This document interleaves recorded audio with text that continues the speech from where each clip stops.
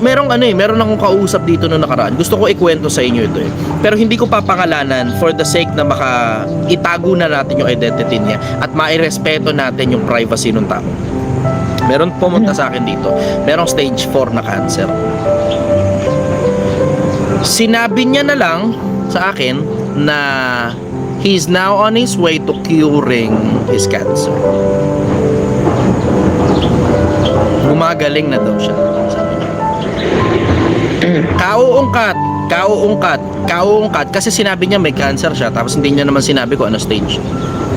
Kauungkat, tanong kasi humiwalay na siya sa mga anak niya, humiwalay na siya sa pamilya niya. Hindi niya gustong makita ng pamilya niya yung paghihirap niya. Kakatanong. It turns out hindi siya gumagaling. Mamamatay na siya. Yun ang totoo.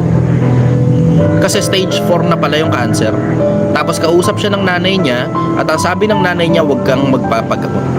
Sinunod niya na lang yung nanay niya. Nung una, tinanong niya sa akin kung tama daw ba yung desisyon niya na sinunod niya yung nanay niya. Hindi niya sinabing stage 4 yung cancer niya. Ang sabi niya, may cancer siya at sinunod niya daw yung sinabi ng nanay niya na huwag na lang daw magpagamot.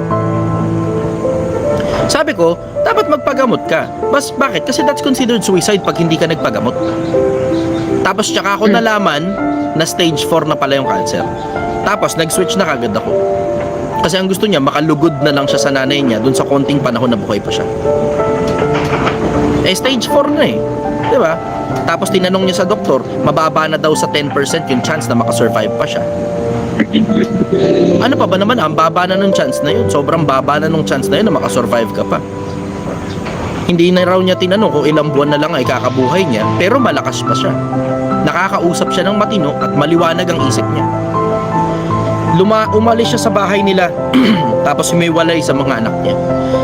Tapos tinatanong niya sa akin kung tama daw ba yung desisyon niya na humiwalay sa pamilya niya para hindi makita yung kahirapan niya.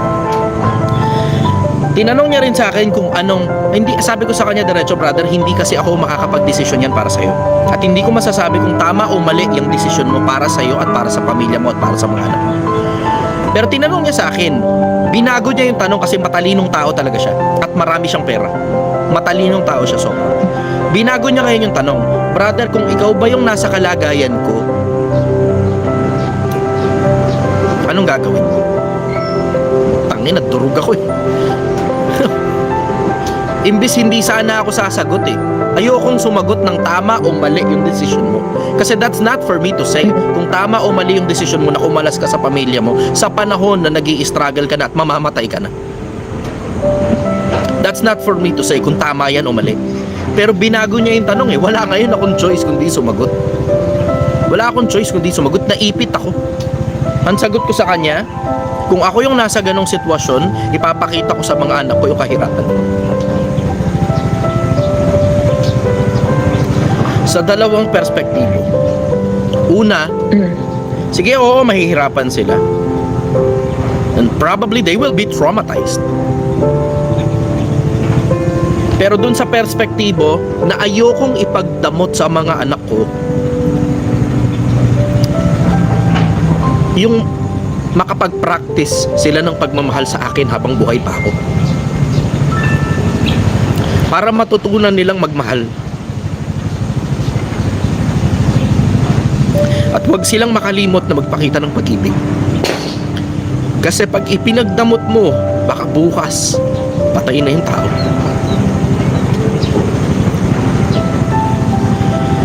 Sa pangalawang perspektibo, na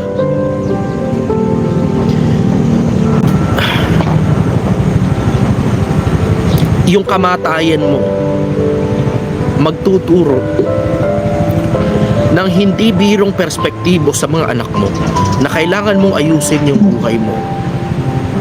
Kasi hindi pera ang pinaka-importanting bagay pag mamamatay ka na. Kasi ang dami-dami niyang pera. Ang dami-dami niyang pera. Pero wala nang kayang gawin yung pera niya para sa kamatayan niya. Mamamatay na talaga siya at tanggap niya na yun.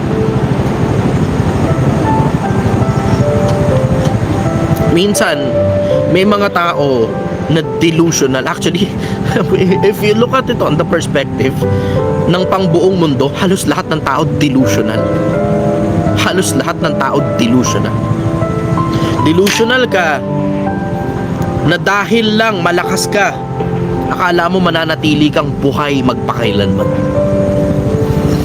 Delusional ka na dahil lang walang problema at walang diferensya yung katawan mo, hindi mo iniisip na isang araw manghihina ka rin. Delusional ka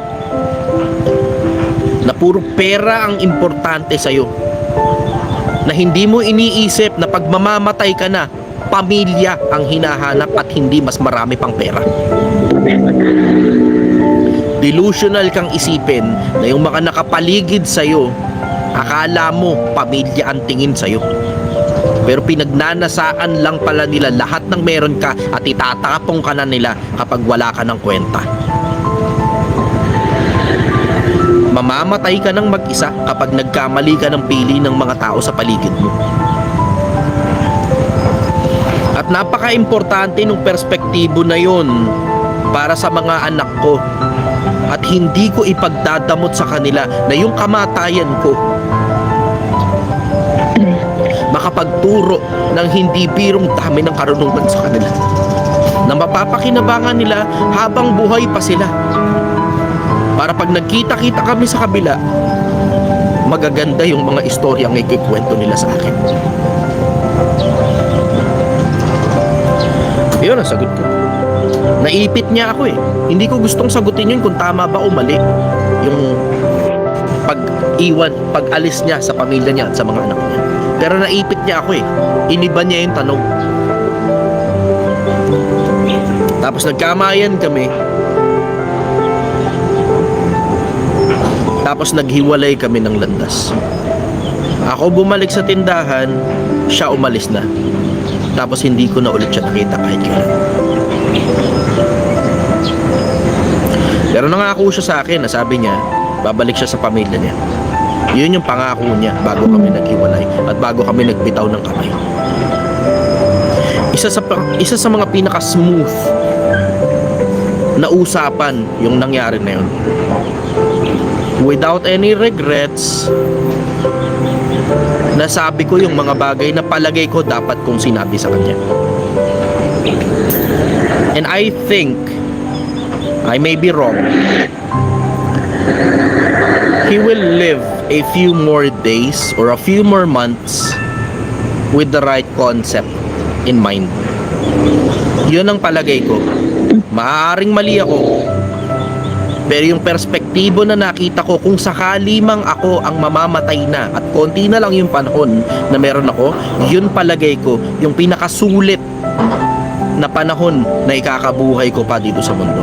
Hindi ka na nabubuhay para sa sarili mo lang. Nabubuhay ka na para dun sa mga tao na minamahal mo. Hindi na importante kung mahalin ka pa nila pabalik o hindi. Yung kamatayan mo ang magtuturo ng hindi